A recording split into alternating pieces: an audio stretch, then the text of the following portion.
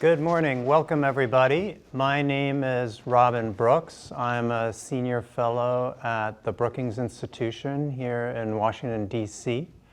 It is my great pleasure to moderate a discussion on the IMF's latest GFSR and specifically on Chapter 2, which looks at the resiliency and risks in global foreign exchange markets. I think it is fair to say that 2025 has been a year of exceptional moves in foreign exchange.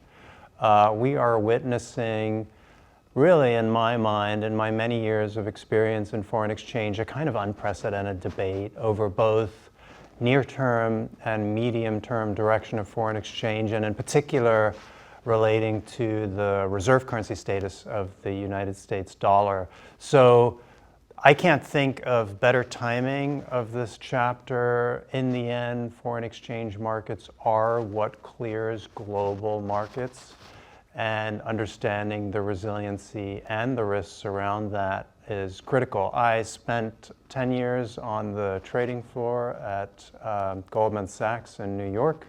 I ran the FX strategy team there, and more recently I was the chief economist at the IIF, where I worked on our forecasts for global capital flows. And this chapter will have a particular focus on the interaction of flows and FX. So before we go into the substance, I quickly want to introduce the various speakers that we have today. I'm going to start with Tomohiro Tsuruga, who is Senior Financial Sector Expert in the IMF's Monetary and Capital Markets Department. Prior to that, he was at the Bank of Japan and has a PhD from Osaka University. To my left is Tobias Adrian, who is the financial counselor here at the IMF and runs the Monetary and Capital Markets Department. And I think he needs no introduction. In his previous life, he was the New York Fed, and he is a PhD from MIT. Wenxin Du is someone who is familiar to all of us in global FX. She's as close as you can get to a household name. Everyone is asking her about convenience yields, I'm told, these days. She's currently a professor at Harvard Business School, previously has taught at Columbia Business School and Chicago Booth, has a PhD from Harvard, undergrad from Swarthmore. And lastly, Andrea, certainly not least, you're also a financial sector expert in the IMF's Monetary and Capital Markets Department, and you have previously worked at the ECB and the Bundesbank in beautiful Frankfurt, and you have a joint PhD from Siena, Florence, and Pisa, if I get it right, which is amazing. So without further ado, Tomo, maybe you can give us a summary of the key findings and policy recommendations in the chapter. Thank you, Robin.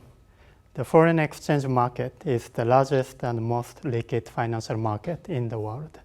It plays a critical role in the international monetary and financial system by facilitating cross-border trade and financial transactions. The structure of the FX market has undergone significant changes over time, marked by a rising presence of non-bank financial institutions, increased use of derivatives, and broader shift in the trading ecosystem.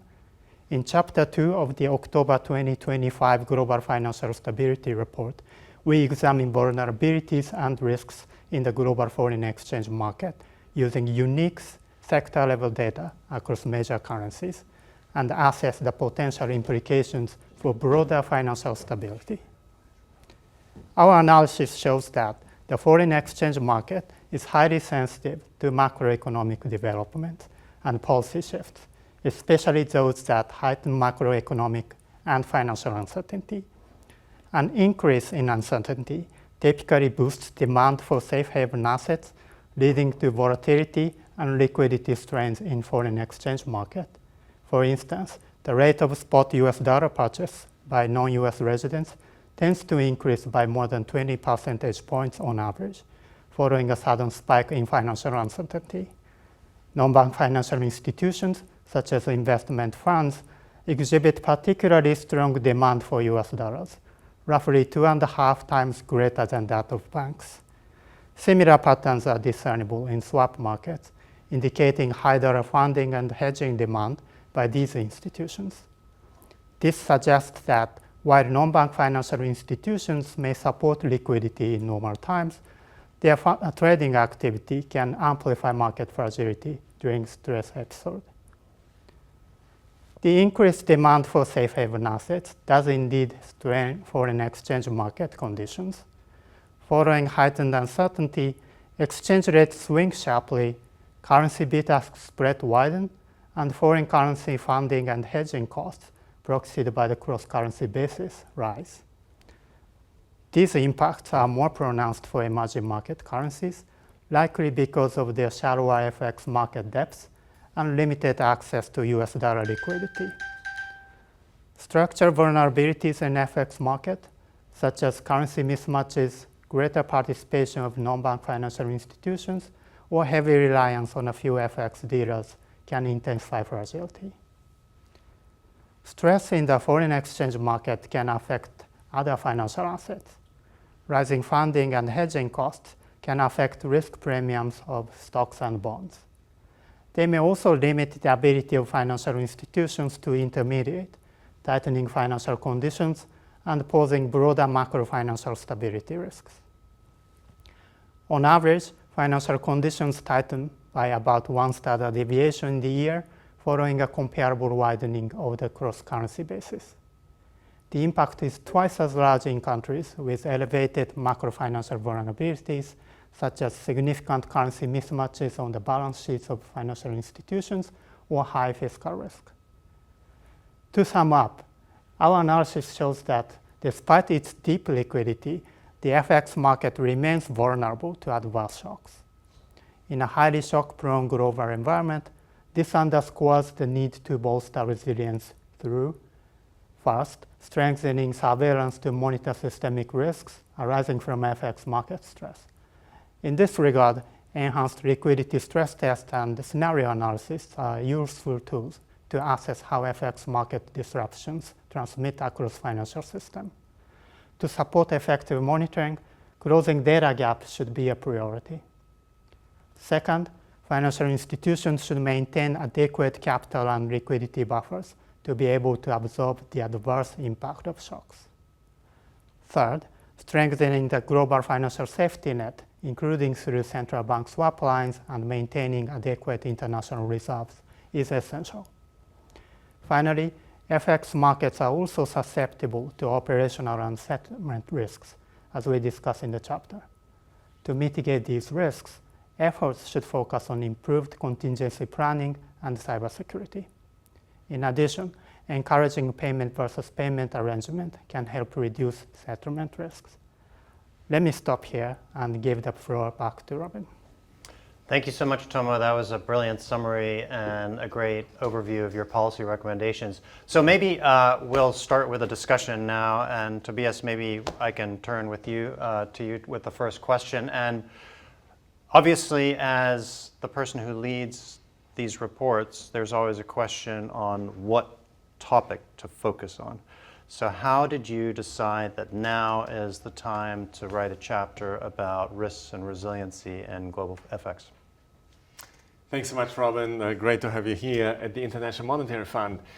Of course, the IMF is the guardian of the international monetary and financial system. And the foundation of the international monetary and financial system is the foreign exchange market. So this is really very, very closely linked to our mandate here at the IMF. And it's the bedrock for global capital markets. Of course, we have seen quite a bit of movement in capital markets, as Robin, you already alluded to, this year, but also in recent years, really. The world has been subject to tremendous shocks, lots of surprises. I think we wouldn't have anticipated all these major shocks that have occurred in the past 5 years. And, you know, we will see how it evolves. But the foreign exchange market really has proven to be quite resilient. So what we're doing in the chapter is to look at this very large, actually the largest financial market globally and most liquid financial market globally, that is deeply intertwined with all other capital market activity, whether it's in stock markets, bond markets, or in trade of goods and services across borders. It is absolutely foundational for the global economy. So what we're doing in the chapter is to assess the resilience of the market and to particularly focus on changes that have occurred in recent years. Yeah. And so there are three changes. Non-bank financial institutions have become more important. Banks are still very important, but the non-banks are increasingly important. Derivatives have become much more important. And electronic trading is also very important. So we are seeing that a large share of trading volume is done by high-frequency electronic trading on those platforms.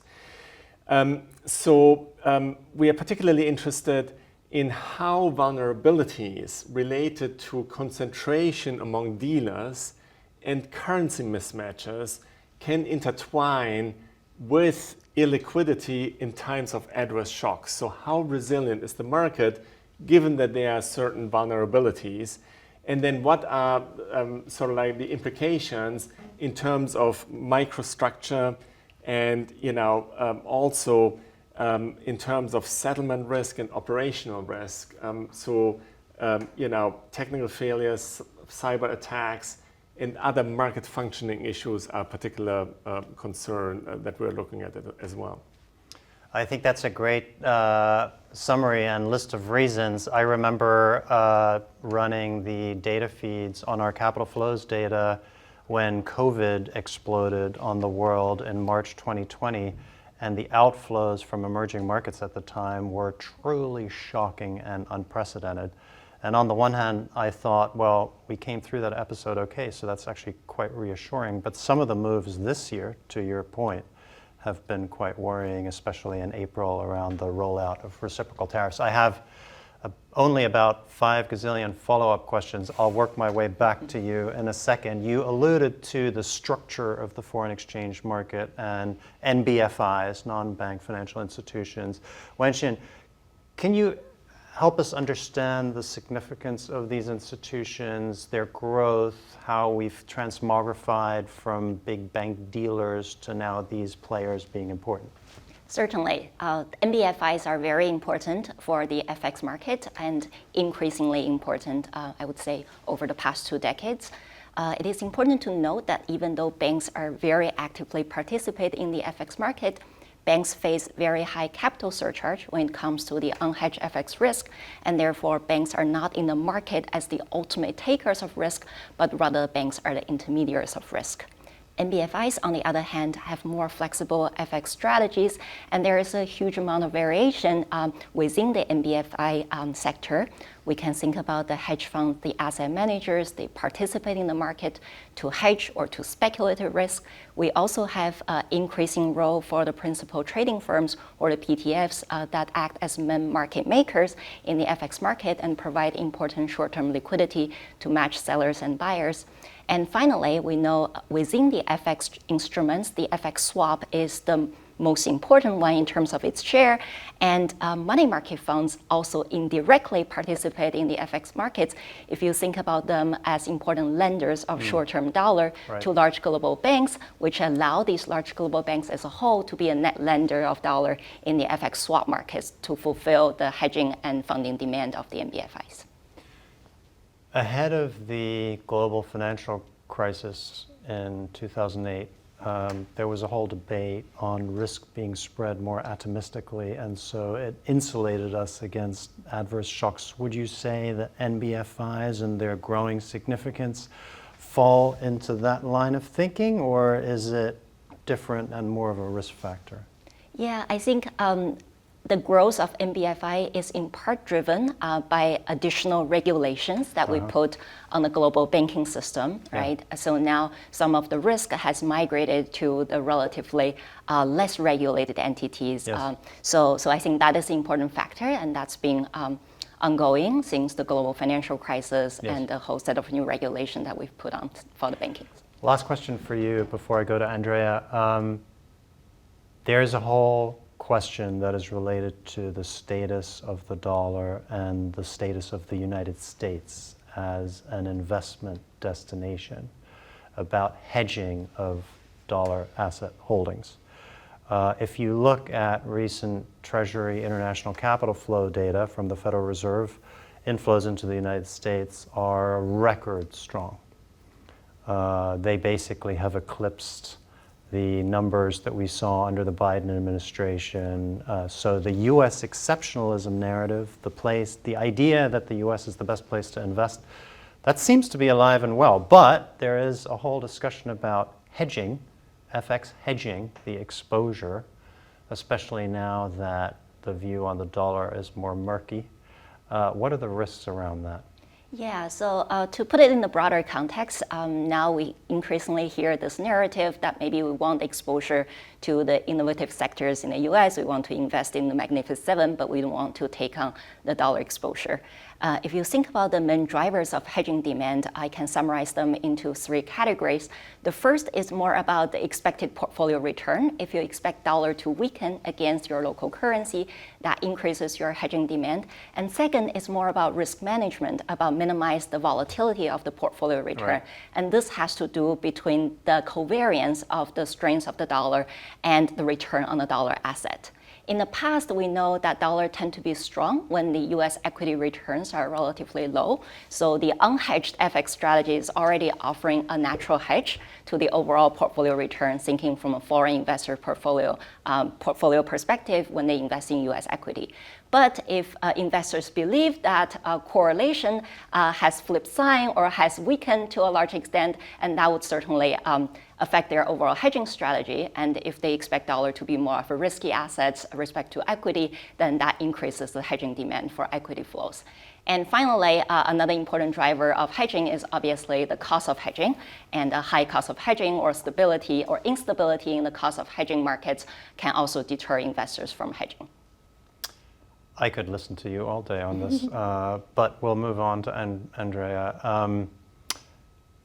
At the peak of COVID in March 2020, not only was the dollar seeing unusual moves, but the US Treasury market was seeing unusual moves as well. Remember, this was the time when oil prices went negative. There was an OPEC meeting that was a key catalyst. Treasury yields should have been falling as markets worried about global activity, but they spiked. And what we saw in ensuing weeks was that the Federal Reserve came in and basically did emergency buying of treasuries, especially bills, but all across the curve, and that transmogrified into QE. When we had the rollout now in April 2025 of reciprocal tariffs, we again saw unusual moves in FX markets, especially in EM. Tobias mentioned EM as a particularly vulnerability earlier. And then we saw again, in the words of the president, the Treasury market going yippee. Can you talk to us about episodes of volatility and uncertainty, what they mean for liquidity in markets and the spillovers across markets from FX to other markets? Yeah, thank you, Robin. Indeed, in our analysis, what we show is that an increase in macrofinancial uncertainty, as well as also operational disruptions, such as those due to cyber attacks or also outages, can trigger sharp shifts in the financial activity, which have direct implications for FX market conditions. Now, given the size of the FX market, as well as the interconnectedness across the different market participants, it is possible that the stress in FX can also spill over to other asset classes. And this can happen through different mechanisms or channels, if you want. So, for example, in connection to what Wenxin was mentioning before, higher hedging or funding cost can decrease what is the profitability of certain financial institutions, making them to the leverage or certain assets that can tighten financial conditions. At the same time, you have that widening of bid-ask spreads or an increase in exchange rate volatility can also undermine what is the risk appetite for certain investors, leading to market devaluations. At the same time, you have also that portfolio rebalancing, for example, through FX derivatives, especially FX swaps, which are particularly important for non-banks and financial institutions for short-term funding and hedging purposes, can amplify these pressures and lead to increase in exchange rate volatility. And the key risk there is that these channels can then trigger what we call a self-reinforcing cycle, or a feedback loop for which the initial shock then can exacerbate what is the risk aversion of investors and a flight to safety. A flight to safety, as you mentioned, can lead to higher demand in certain type of safe assets, but comes also with implications of increasing funding cost that can limit then, for example, the ability of intermediaries to absorb risk and to provide liquidity to certain sectors. So this is particularly important, not just for the intermediaries that are central in FX markets, but also for those that at the same time they play a crucial role, as for example, the repo markets, in which non-banks financial institutions particularly rely on for liquidity and funding. So as you can see, if these change events then materialize, it is possible that stress in FX can magnify also the risk across different asset classes and pose broader macro-financial stability implications. So this is, as you mentioned, is a dynamics that we've seen in past stress episodes, so the global financial crisis as well as in the COVID-19 pandemic, but also to some extent more recently, although with some differences. So for instance, after the 2nd of April tariff announcement, where there was the spikes in macro-financial uncertainty, we do see in the report in the chapter that there was an increase in the transactions and the acquisition of US dollar in the spot market. Yeah. But we do note that that was somewhat to a less extent relative to what happened during the COVID-19 pandemic. At the same time, again, coming back to your point before, we also see that US financial institutions, especially non-banks such as investment funds and insurances, increase their hedge ratios over US dollar assets, which contributed to the depreciations of US dollar that we've seen in the recent months. So taken together, this implied in general like a smaller spillover effects toward other cross-border financial conditions relative, for example, what we've seen during the COVID pandemic. That said, let me conclude on this, that it's important to note the sides of this FX hedging flows, which can still point to a higher risk, for example, of a disorderly reversal. So for instance, a scramble for dollars following the materialization of certain type of macro-financial shock or geopolitical risk that might still trigger tightening of global financial conditions and therefore deserve still a close monitoring. Andrea, you've done lots of work in this chapter on quantifying uncertainty using both market-based measures like the VIX, for example, but also measures put together that measure economic uncertainty put together by academics. The episode that we saw in April, the rollout of reciprocal tariffs, obviously was a spike in uncertainty. How does it compare, just for the benefit of people watching, to previous spikes of uncertainty, for example, March 2020, when COVID hit, or global financial crisis, or 2015, 2016, when there were fears, for example, around RMB devaluation in China? Thank you very much, Robin. This is a very good question. So, I do believe that there are some similarities, but also some differences. So there are in the past, as you mentioned, other episodes where there were increases in macro-financial uncertainty. But perhaps there are two key distinctive differences when we look specifically at the April event. One is that this increase in macroeconomic uncertainty seems to be centered specifically in the US. Yes. So not necessarily reflects also a more global increase in macroeconomic uncertainty. And the second aspect is also that we find, which started already before the April event, but especially spiked up during the recent events, there is an increase in the divergence between what the macroeconomic uncertainty measures track and instead of what the price or market-based measure is. So that we can see that there is a clear increase on the divergence between these two measures, which in principle seems to reflect like the larger financial and fiscal vulnerabilities that are seems Yes. to be particularly relevant in the recent macroeconomic developments. Perfect, thank you. So I'm going to work my way back to Wenxin and then Tobias. Wenxin, I have two questions. The first is, you know, in the end, we're all Bayesian, right? We're watching how things are working and we update our sense of the vulnerabilities and so forth.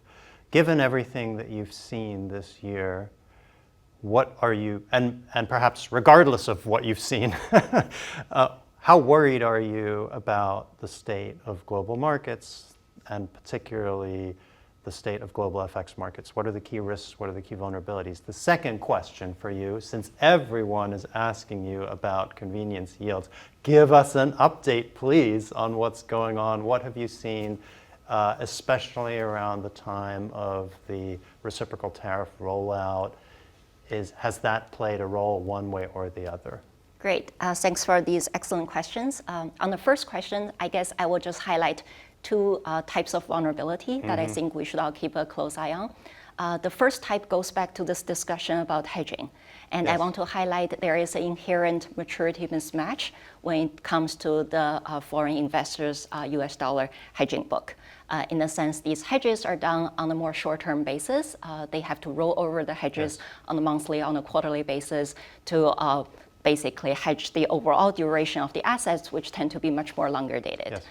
So given they haven't locked in the full cost of hedging, any surprising surge in the cost of funding or hedging can actually lead to pretty significant dramatic unwinding of these hedges and may also lead to fire sales of the US dollar denominated assets.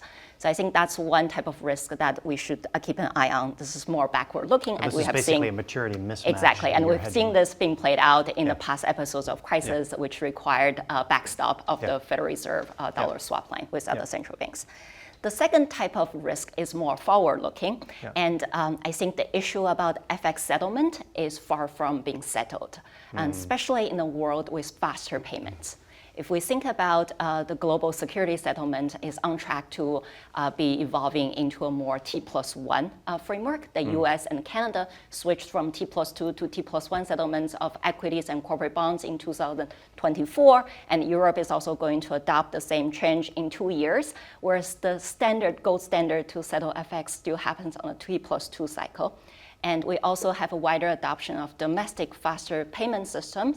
So all these changes is going to basically boost the demand for faster, maybe within day or within hour settlement for FX.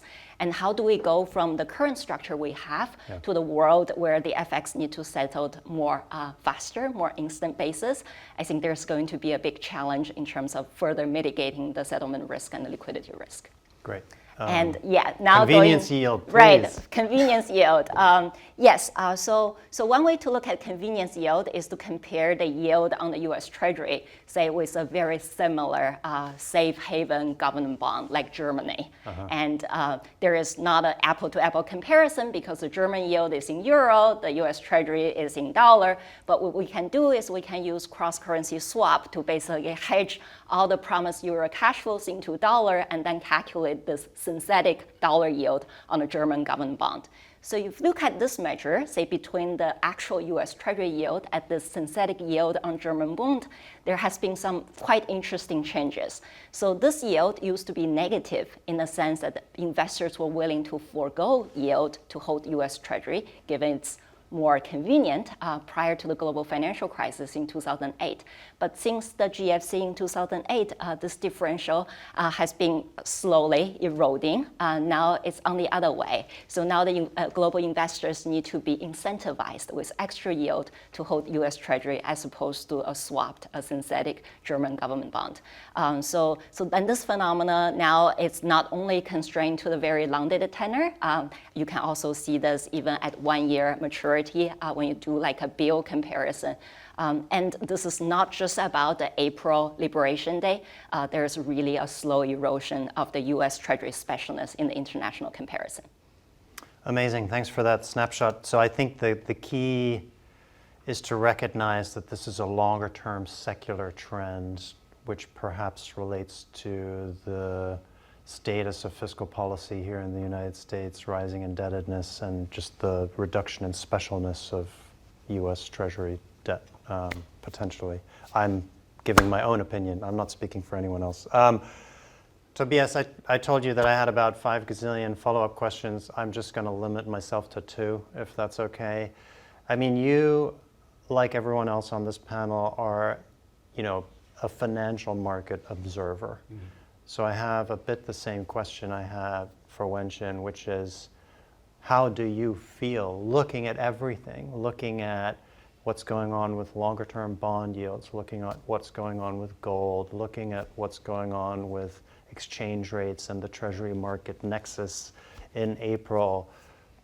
How do you feel about the risks and the vulnerabilities of global markets? And obviously we're talking about FX, so FX specifically, maybe I'll start there. Yeah, absolutely. I think that's a very foundational question for our work here at the IMF.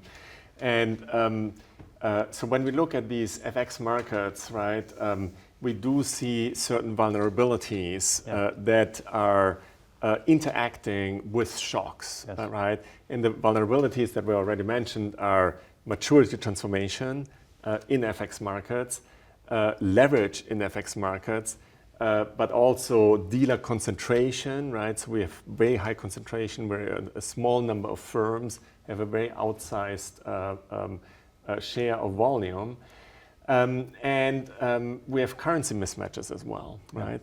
And so basically, our approach from a policy point of view is to think about how to mitigate those vulnerabilities. So how do you mitigate the degree of leverage? How do you mitigate the degree of maturity transformation and the degree of currency mismatches? Of course, financial intermediation is all about providing maturity transformation, providing currency exchanges, and providing duration mismatches, right? That is the role of financial intermediation, but it should be done in a way that is resilient to shocks. So there's the right balance between risk and return in some sense.